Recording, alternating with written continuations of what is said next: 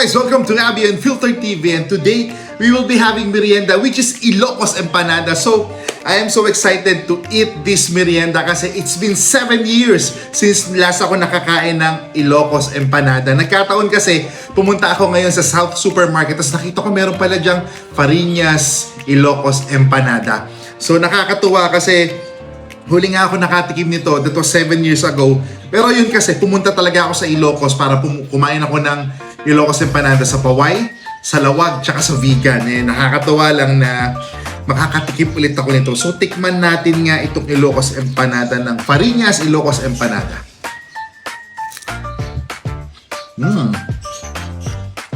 Oh. No. Kalasa rin siya nung natikman ko. If my tongue and my brain remember it right, kalasa din siya nung natikman ko sa Ilocos talaga.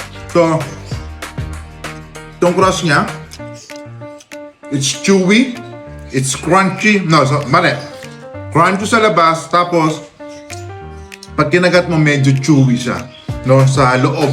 Tapos, malalasahan mo yung shredded papaya na nakaka-add ng freshness, and yung savory and medyo hit ng sweetness doon sa longganisa natin.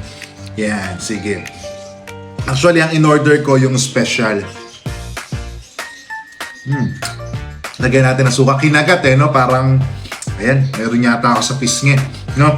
Kinagat, parang street food lang talaga. No? Parang authentic ang natin. Experience. Yan. Lagyan natin ng suka. Wow. Oo. Ang laki ng nagagawa ng suka niya, no? Tapos,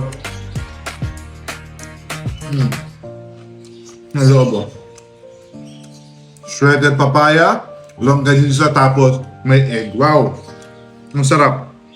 Yung egg niya, nakakabalanse actually doon sa lasa nung longganisa tsaka nung papaya, no? Ang sarap niya and it's perfect for merienda. And guys, actually, maraming branches alam ko ang Fariñas Ilocos Empanada. So pag meron sa mga lugar nyo and wala kayong time pumunta sa Ilocos, lalo na tayo na medyo malayo dyan. So if you want to have a taste of this Ilocos Empanada, so try nyo lang. Masarap. So I could say na parehas din siya doon sa natikman ko. Pero bigla ko lang naalala, no, before I end the video, nung pumunta kami ng Ilocos, parang dalawang sauce yung ginamit namin. Yung isa suka, yung isa banana ketchup. No, so mamaya after the video tsaka ko na itatry yung parang wala kaming banana ketchup ngayon Parang tomato ketchup yung meron kami.